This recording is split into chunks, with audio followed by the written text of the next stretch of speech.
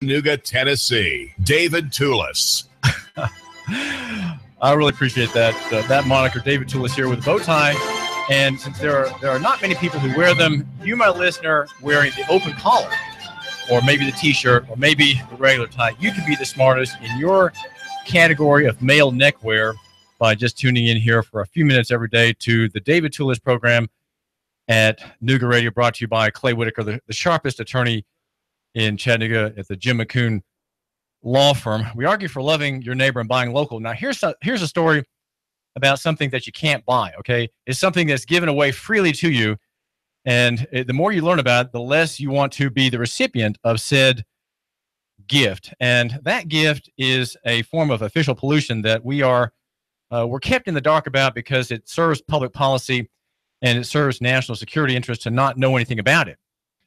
But you got this gift. Let me tell you the days in which you received it, and you will glow with resignation or maybe indignation on the first, the first day of the month, also the second and the third, also June 6th, and then the next week you got it 2 Tuesdays ago, Wednesday and Thursday, and then this week you were the cheerful recipient of coal fly ash from the air above. Sunday, Monday, and yesterday. Now I say coal fly ash, and I want to put a little asterisk by that because the credit for that, for the use of that term, comes from a scientist in San Diego. He's a crusty old bird named J. Marvin Herndon. He's a man who does not take federal money. He is a nuclear chemist and a nuclear geoscientist, and is making the discovery. He made the report. He broke the story about sky striping. Okay, it's called chemtrailing by some people, but I'd rather not be controversial and call it that. So I just call it neutrally sky striping to avoid controversy. And Dr. Herndon is the one who's determined by studying off scourings from above. That the material that's being poured by the millions of tons from jet aircraft under contract and in direct service to the military branches to be coal fly ash. Here, the Americans, they're just the most amazing people.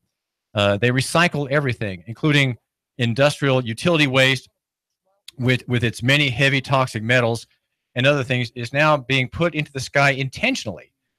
This matters a lot to me. I'm a son of an engineer who gave much of his latter career at TVA to fighting coal fly ash emissions in steam plants, such as the one in Shawnee Steam Plant in Paducah, Kentucky, where I was reared part of my youth. And my dad, Bob Tulis, worked at that plant on this project. But now we have the government by pouring out this powder in the sky. So Dr. Herndon, the reason you're on my phone today is you've got some new reports out. You've done 2 academic papers, I think maybe since we last chatted. What are your findings in your 2? Well, tell us about one of your most recent works. What is it that you're saying for fellow scientists? Let me start by explaining something to your audience. You talk about coal fly ash. Well, what is this? Well, when utilities burn coal to produce steam, to produce electricity, the heavy ash settles, and the light ash used to go out of the smokestacks. But in Western nations, people realize that this stuff is toxic. I mean, it is bad for you. And so it's legislated that it must be trapped, sequestered, and stored, or put into containments where it doesn't get into the environment. They usually trap it electrostatically. And so this is the stuff that the coal fly ash is, this material that is largely trapped and presumably stored or used in commercial products. But in reality, it is being used to spray into the air we breathe. I mean, this is kind of the absurdity to take something that is a toxic substance that should not be allowed in the air we breathe, and then to covertly that into the area into the portion of the atmosphere where clouds form. And to do this on a near daily basis, on a near worldwide basis. I mean, what's wrong with this picture? Well, I back around, I guess, 2014, I became concerned because this was happening in the skies over San Diego. Now, San Diego, California, it used to be that many days of the year, the sky was just an azure blue with no natural clouds. And then the spraying started on a near daily basis. And you'd see these long trails across the sky, and the trails would spread out and eventually form a white haze. And these days, it's hard to find a day that there's not at least a white haze in the sky. Sometimes the spraying is done at night, so you don't see the spraying being done. But by morning, you find a white haze in the sky. This is deliberate pollution, and it's being done covertly. There's the U.S. government, vis-a-vis a report by the United States Air Force in 2005, said there's no such thing as a chemtrail, a word a lot of people use about these long paths across the sky. And the report went on to say, well, it's just contrails, jet contrails, when moisture vapor makes ice crystals. But that the ice crystals rapidly disappear. They evaporate and become invisible gaseous water. Whereas these trails across the sky are made of particles. And they just spread out and form a white haze and eventually mix with the air we breathe and settle on the ground and settle in everywhere they settle. They're typically a dark color, so they absorb sunlight, contributes to melting ice, for example, polar melting. But they also sprayed into that part of the air. It absorbs sunlight and warms the atmosphere.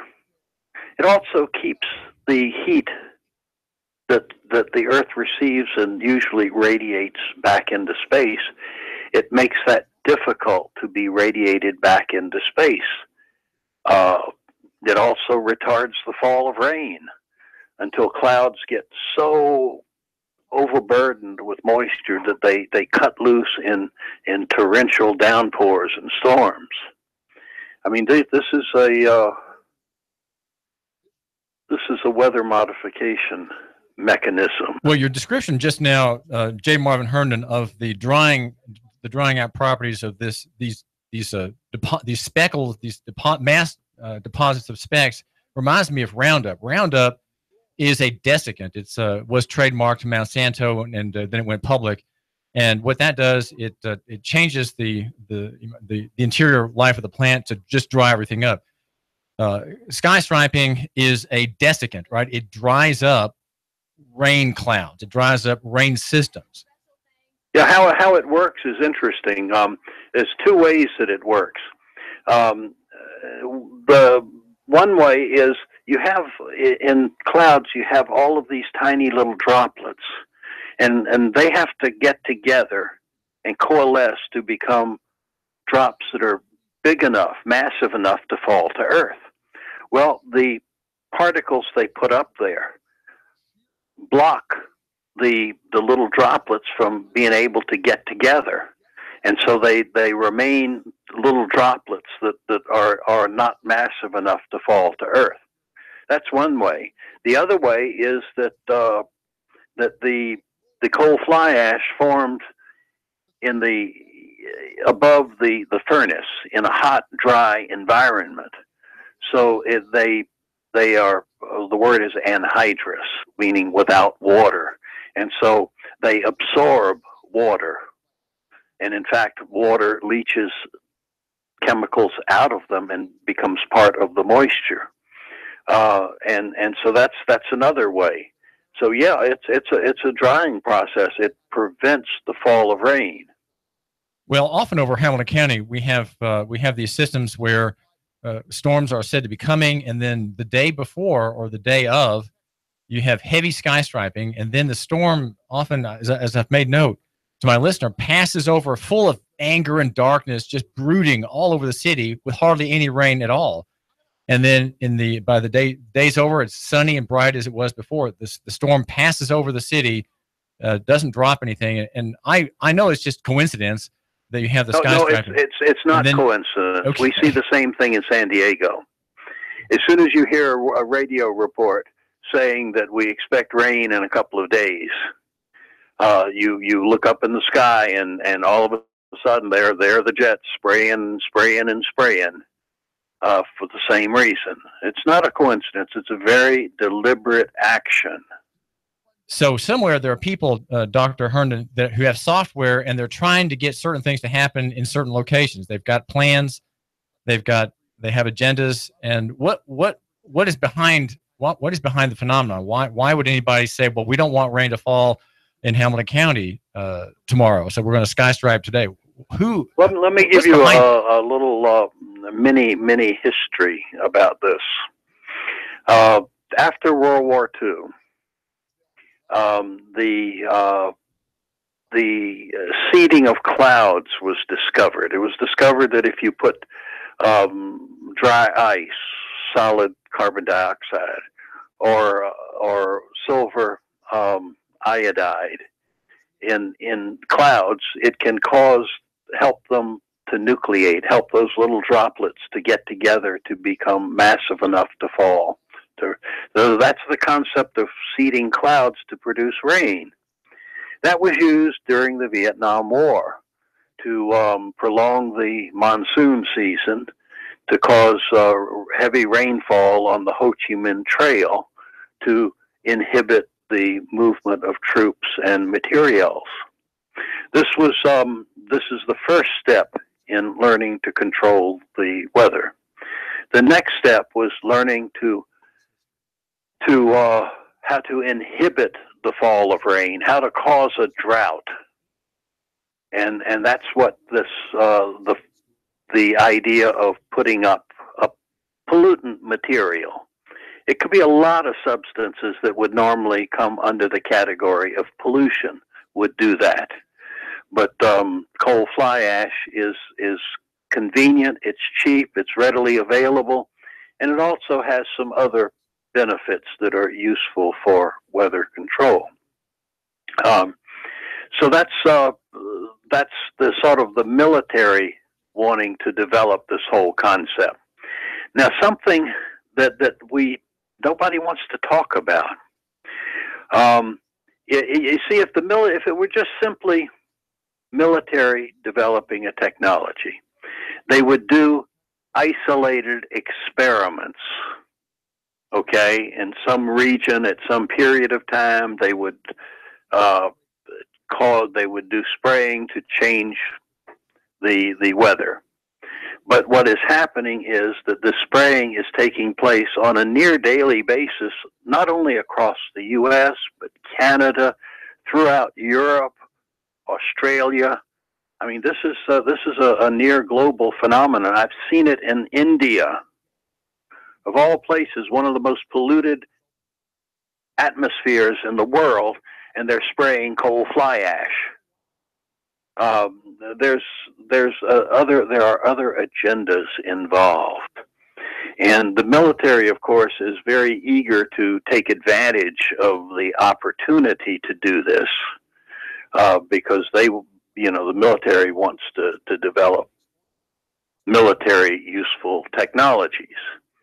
But there are a lot of other, well, I won't say a lot, but several other agendas that become evident. The most serious agenda, I think, and perhaps widespread, is this spraying it contributes to global warming. Now you hear the geoscientists, the government-funded geoscientists say, oh, it's the carbon dioxide that we're breathing is causing a greenhouse effect, which is holding in the heat, causing global warming, melting the polar ice caps, and so forth.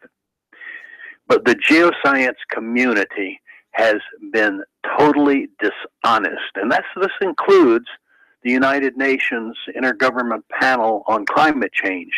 These people have been totally dishonest by ignoring what is happening in the air above them.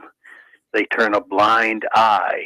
It doesn't enter into their considerations, which pulls the rug out from under anything that UN panel says, because they haven't considered the various factors that are leading to changes in climate, changes in temperatures.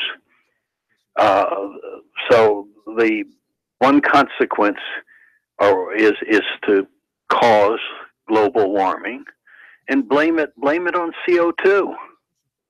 Well, the deep state or the globalist would love for the UN to take control of various countries' abilities to produce energy under the guise of, well, we have to cut back on CO2 emissions. At the same time, there are a massively funded campaign to cause global warming and to melt the Arctic ice. So this is serious. I mean, this is so you're saying perhaps the largest fraud that has ever been perpetrated on this planet. And so you have the elites, the national governments operating behind national security secrecy, creating a crisis that they loudly and publicly declare that only they can solve by taking control of national economies and suppressing innovation, suppressing the use of highways, of factories, of energy consumption, of population. So it seems like there could be several agendas that will be served by the existential threat of global warming, which is being caused, you're suggesting, by the dumping of tens of millions of tons a year of this official pollution, which is fought in detail on the ground by TVA and other utilities in their wet scrubbers and smoke emissions control programs. Now, there are other beneficiaries of such activities. For example, there are some whose agenda is to melt the Arctic and the Antarctic to get at mineral resources, notably oil and gas. There are people that are very happy about that.